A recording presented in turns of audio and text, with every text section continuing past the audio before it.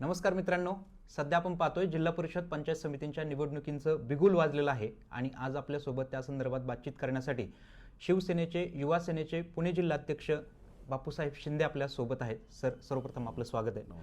आपण काल पाहिलं की फॉर्म भरण्याचा किंवा उमेदवारी अर्ज दाखल करण्याचा शेवटचा दिवस होता. तर यामध्ये अनेक इतर पक्षाचे जे दावेदार उमेदवार होते त्यांना आपण शिवसेनेकडे वळवून त्यांना तिकीटं दिली. तर या संदर्भात आपली भूमिका नेमकी काय होती?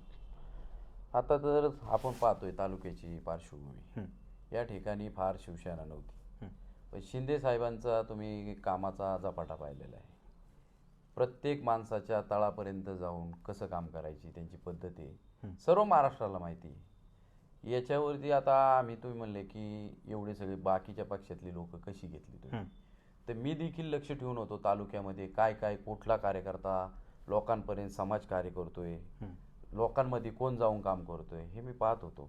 आणि हे सर्व घडत असताना, एवढी चांगली लोक काम करत असताना, हा पक्ष बाकीचे पक्ष तुम्ही पाहिले कशी काम करतात, शिवसेना कशी काम करते, हा बाकीचा पाहिलं तर राष्ट्रवादी हा पक्ष प्रस्थापितांचा पक्ष, हा कार्यकर्त्यांचा पक्ष नाही.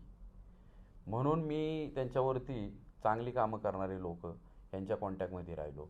म्हणजे राहुल करपे असतील, तळेगाव गटातून पाहिलं आपण. आता तृप्तीताईंचा तर काल तुम्ही इंटरव्ह्यू पाहिलाच, काय बोलल्या त्या.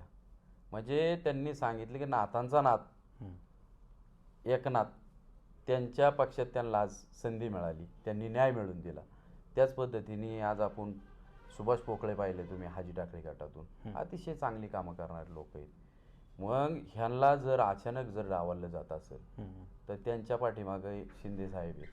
त्या माध्यमातून आम्हाला देखील त्यांनी सांगितलं, त्या माध्यमातून आम्ही देखील यांना AB फॉर्म देऊन शिवसेनेत घेऊन नक्की 100% हे निवडून येते, यातलं कुठलीही मला शंका वाटत नाही. बरं, आता हे जे काही आपण बऱ्यापैकी उमेदवारांना तिकीट वगैरे दिलेली आहेत, या संदर्भात शिरूर तालुक्यामध्ये कुठेतरी शिवसेना वाढण्यास मदत होणार आहे का, काय वाटतंय?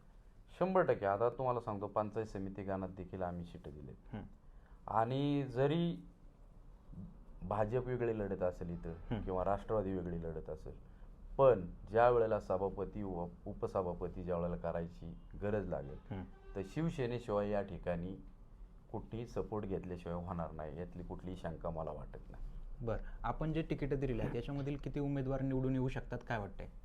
100%. जेवढी सीटं दिली ना आम्ही, 4 जिल्हा परिषद आणि 4 पंचायत समिती सदस्य, 100% निवडून येणार आहे, कुठलीही शंका नाही. कारण की तुम्ही पाहिलेले शिंदे साहेबांचं काम पाहिले की तळापर्यंत कशी ताकद देतात, प्रत्येक माणसाला कशा पद्धतीने मदत करतात, हे सर्व म्हणजे मी सांगावं असं काही नाही. प्रत्येक माणसाला, तुम्ही पत्रकार आहे, तुम्हाला सगळी पार्श्वभूमी माहिती आहे, नेता कसा काम करतोय. जर आता देखील महानगरपालिका निवडणूक झाली, साहेब 3 दिवस झोपले नव्हते. आणि ज्या वेळेला आम्ही मतदान झालं, आम्ही भेटायला गेलो तर साहेबांना सलाईन लावलेलं होतं, आम्ही भेटलो नाही का साहेब आजारी होते. म्हणजे एवढी काम करण्याची फक्त शिंदे साहेब हे करू शकतात. आता सर्वसाधारण घरातला मी माणूस आहे, तुम्ही पाहिले तर शिंदे साहेबांच्या ताकदीने मी प्रत्येक माणसाच्या सुखादुःखात धावून जातोय. माझ्या पाठीमागे शिंदे साहेब आहेत, म्हणून आज मी कुठली जरी कामं करायची वेळ आली तर मी छाती ठोकून त्या माणसाच्या पाठीमागे उभा राहतोय. क्या बात आहे. आणि आता लोक म्हणजे आपली जी जनता आहे ती जनता जनार्दन ठरवणार आहे की आपण कुणाला निवडून द्यायचं, तर जनतेला आपण काय आवाहन कराल? जनतेला मी साहेब एवढंच आवाहन करतो, हा पक्ष कार्यकर्त्यांचा आहे, हे सर्वांना माहिती. आता बाळासाहेबांनी देखील पहिल्यापासून सांगत आले की 75% समाजकारण, 25% राजकारण. तशाच पद्धतीने आम्ही सर्वजण खाली काम करतोय. आणि मी पक्षाला नाही, जनतेला एवढंच आव्हान करेन की फक्त पैसे पाहून राजकारण नको आहे. ज्याचं काम चांगलं आहे, जो सुखादुःखात जो उमेदवार धावून येईल, जो अहोरात्र कष्ट करतोय, त्याच्या पाठीमागं जनतेने उभं राहावं, एवढंच मी आव्हान करू शकतो या निमित्ताने. तर आपल्यासोबत आज बापूसाहेब शिंदे होते.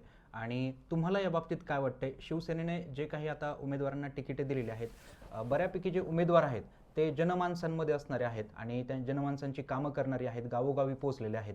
तर तुम्हाला या संदर्भात काय वाटते, कमेंटमध्ये नक्की कळवा. आणि भेटूयात आता नवीन विषयासह, नवीन व्हिडिओसह. तोपर्यंत धन्यवाद.